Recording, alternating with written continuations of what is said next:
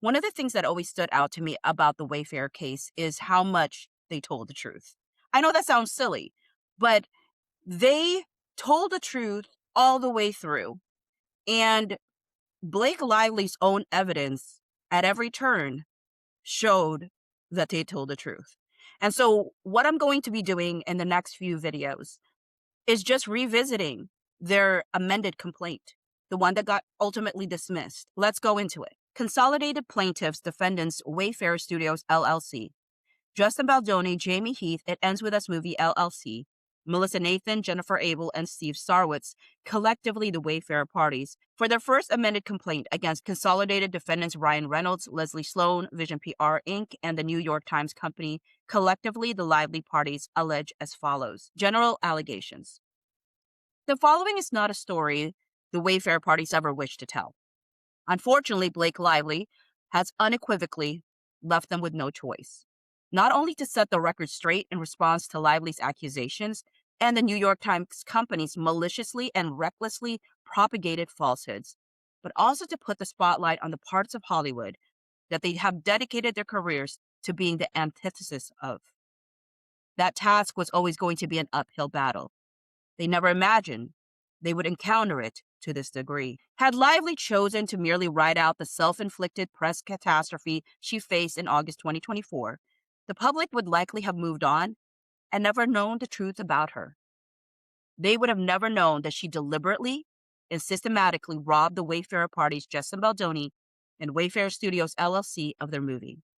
No one except the parties involved would have known that she used threats and extortion to relegate the colleagues she once highly praised to a basement to sit out their own premiere, while she enjoyed the spotlight of a premiere and after party that was ultimately co-financed by both Wayfarer and Sony.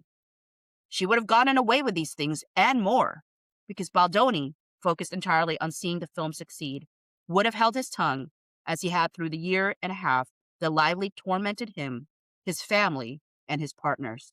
But Lively could not tolerate her publicly tainted image for even a moment, and further could not accept that it was entirely of her own making. She needed a scapegoat. And rather than admit and take accountability for her own mishaps, she chose to blame the Wayfarer parties in a malicious and unforgivably public manner. When she and Reynolds could not force Baldoni and Wayfarer to read a statement she and her representatives prepared, exhorting them to take accountability in defense of Lively's actions, she lay in wait for months, preparing to publicly attack Baldoni by falsely claiming that he had sexually harassed her. The same falsified story she had calculatedly devised and used throughout the production of this film in order to take control were now being used publicly to destroy Baldoni and the Wayfarer parties. Lively stole Wayfarer's movie, hijacked Wayfarer's premiere, destroyed the Wayfarer party's personal and professional reputations and livelihood, and aimed to drive the Wayfarer parties out of business entirely. It further appears that Lively worked for months with the equally powerful New York Times to prepare a false and damaging narrative to deploy against the Wayfarer parties.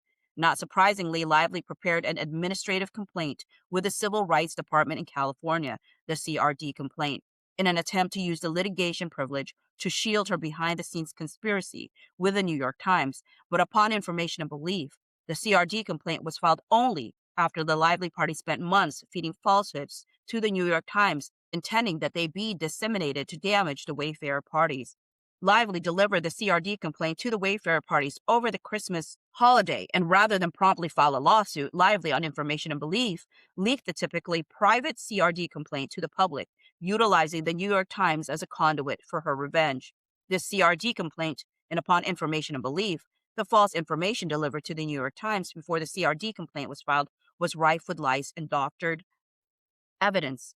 Lively then waited 11 days to file suit against the Wayfarer parties in what seemed to be a desperate move after the public questioned why she had never filed a civil lawsuit.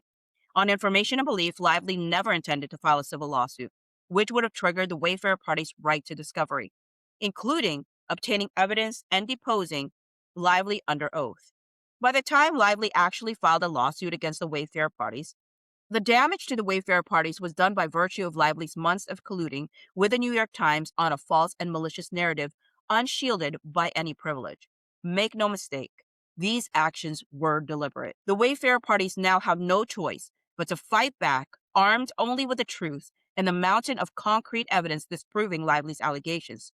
Heartbreakingly, a film that Baldoni envisioned years ago would honor the survivors of domestic violence by telling their story with the lofty goal of making a positive impact in the world has now been overshadowed beyond recognition solely as a result of Lively's actions and cruelty. Lively wields immense power as one of the world's best known celebrities. In 2024, she used that power to seize control of the film It Ends With Us, the film. Produced and co-financed by Wayfarer and directed by Baldoni, who also portrayed the lead, Ryle. She set out to destroy the Wayfarer party's livelihoods and businesses if they did not bend to her incessant demands, and when they refused to give way, she did exactly that, accusing them of foul and reprehensible sexual misconduct. Wayfarer was blindsided when Lively, upon the conclusion of the industry strikes, refused to return to production absent the company's agreeing to her non-negotiable protections for return to production. That insinuated misconduct had occurred during filming, which, as evidence will establish, did not. Wayfarer was equally blindsided when Lively leveraged this document, essentially signed under duress, to seize control of the film, ultimately getting her own cut of the film and a coveted PGA mark, and at her command, ousting Baldoni from all marketing and promotional efforts, with many of the cast members and the author, all of whom he, until then, had long-standing positive relationships with. Lively's exclusion of Baldoni from the promotion of the film backfired, as she chose to callously promote her hair care and alcoholic beverage products rather than bring attention to survivors of domestic violence, the entire premise of the film. Baldoni, now prohibited from attending events or taking photos with Lively and the cast, promoted the film as he had always intended, ever since he first began the process of making the film years ago. When Lively faced significant public backlash from what was often referred to as her tone-deaf and insensitive press tour for the film, she doubled down on her false and misleading accusations against Baldoni. She seemed determined to make Baldoni the real-life villain in her story. Her publicist Leslie Sloan went so far as to propagate malicious stories portraying Baldoni as a sexual predator, a term Lively's husband, Ryan Reynolds, also used to describe Baldoni when he called Baldoni's own agent. Modern society justly reviles sexual harassers and abusers, and Lively knew full well that making those allegations would be a career death sentence for the Wayfarer parties, especially given that Baldoni has lived his private and public life as an impassioned advocate for gender equality and healthy masculinity. She did not expect, however, that the Wayfarer parties would be able to meet those allegations with concrete documentary evidence disproving her claims and demonstrating that they, not Lively, were the targets of a calculated and vitriolic smear campaign. That evidence included in part herein is the basis for the Wayfarer party's claims against the Lively parties for their extortion, defamation, and further wrongdoing. The film was the hotly anticipated adaptation of a worldwide best-selling book by Colleen Hoover, and by starring in it as Lily, Lively stood to enhance her already a considerable star power. But she was not content merely to headline one of the year's biggest movies.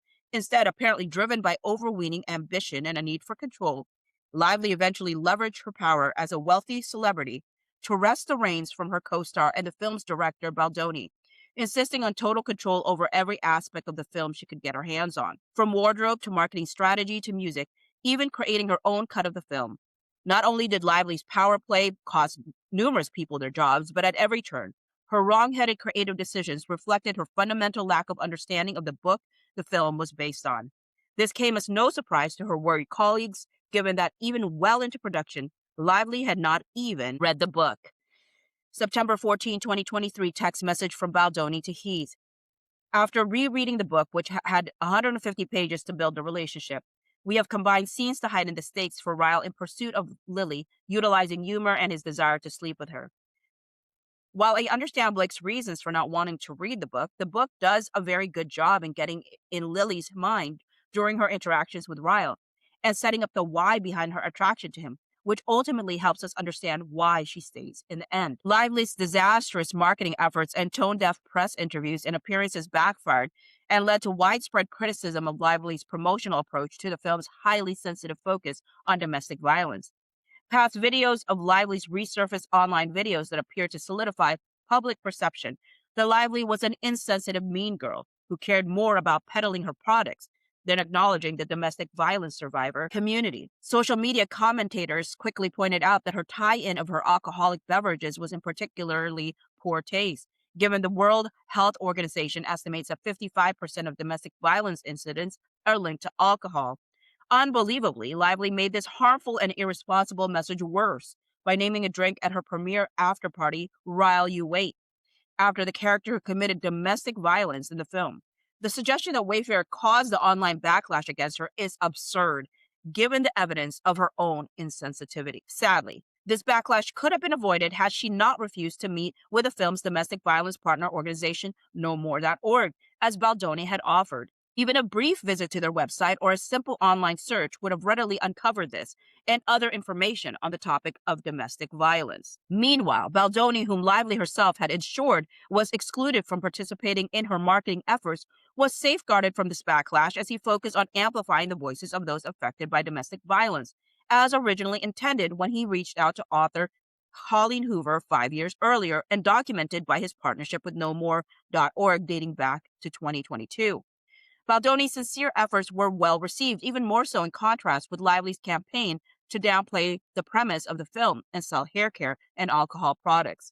Lively, enraged that her plans were foiled and armed with proof of alleged sexual harassment in the form of a 17-point list of demands she had required the Wayfarer parties to sign just months earlier, focused her rage on Baldoni, blaming him for the consequences of her own missteps. Lively, enraged that her plans were foiled and armed with proof of alleged sexual harassment in the form of a 17-point list of demands she had required the Wayfarer parties to sign just months earlier, focused her rage on Baldoni, blaming him for the consequences of her own missteps. Meanwhile, Stephanie Jones, founder of Jones Works LLC, Wayfarer and Baldoni's erstwhile PR firm, was embroiled in personal and professional crisis. Her increasingly erratic behavior had driven not only high-profile clients, but also her right-hand woman, Jennifer Abel, who oversaw the Jones Works Los Angeles office. Jones' behavior grew more and more bizarre as she lashed out at loyal clients like Wayfarer in rage-filled rants and veered away from professional experience and strategy when making critical decisions affecting Jones Works clients. After a final outburst against Wayfarer in which she outright refused to comply with their direct instructions, Wayfarer had no choice but to cut ties with Jones and Jones Works rather than leave their public image in the hands of what appeared to be an out-of-control Jones, whose actions were not aligned with Wayfarer and Baldoni's worldview and wishes. Jones was filled with impotent rage at Wayfarer and at Abel, who a month before had announced her decision to leave Jones Works to form her own company.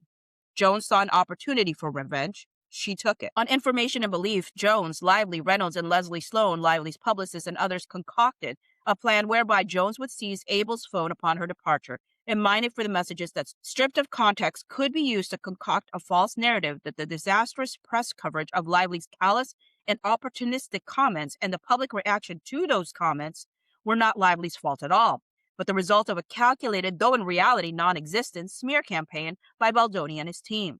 On information and belief, Jones' role in this scheme accounts for her conspicuous absence from Lively's retelling of events.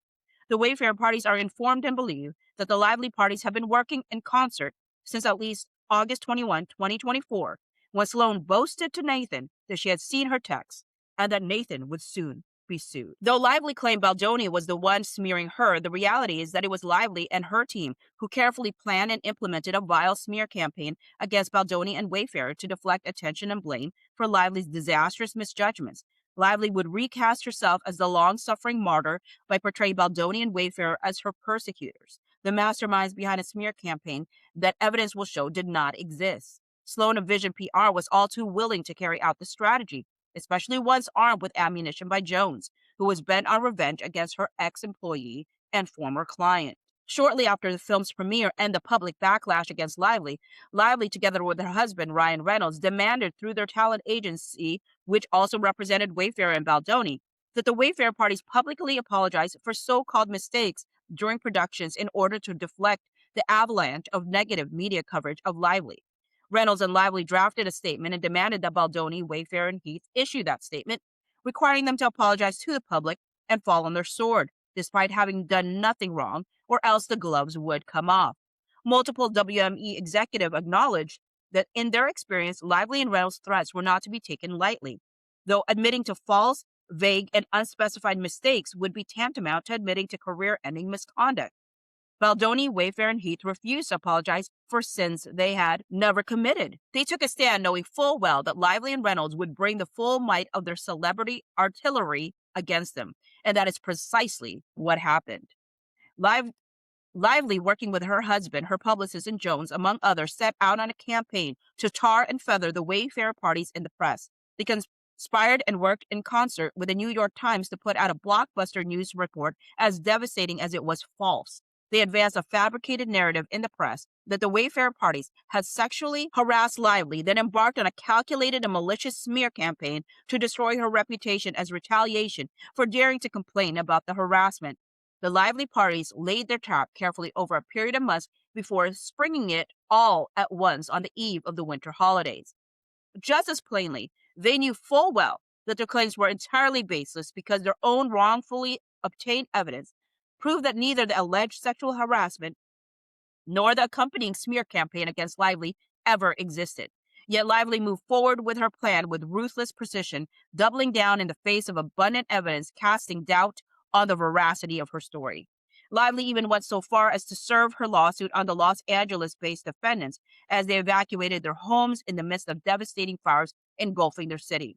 On a day when the Wayfarer parties were gathering their kids and pets, preparing go bags, and monitoring evacuation orders while fearing for their homes, Lively, from the safety of her penthouse in New York, deployed process servers in the midst of these troubling times. At bottom, this is not a case about celebrities sniping at each other in the press.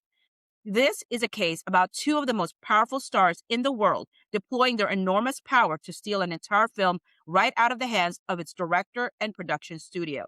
Then, when Lively and Reynolds' efforts failed to win them the acclaim they believed they so richly deserved, they turned their fury on their chosen scapegoat, tolerating a year and a half of their behavior while remaining polite and professional at every turn, offered Baldoni and Wayfarer no protection. By bringing this complaint, the Wayfarer parties commit themselves to seeking and proving the facts based not on insinuations built from selectively edited and context-free text snippets, but by putting all the evidence before the court and the public. When the Wayfarer parties have their day in court, the jury will recognize that even the most powerful celebrity cannot bend the truth to her will. I would love the perspectives of those who did read this lawsuit in real time, as well as those who are hearing this for the very first time and will join me in the journey of reading this dismissed lawsuit.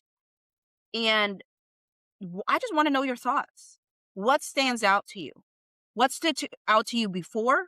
And now that you have all the evidence and all the facts available, what stands out to you now? Feel free to leave a comment, as well as if you enjoyed this reading, like this video, and also subscribe to me if you have not subscribed to me yet. Thank you.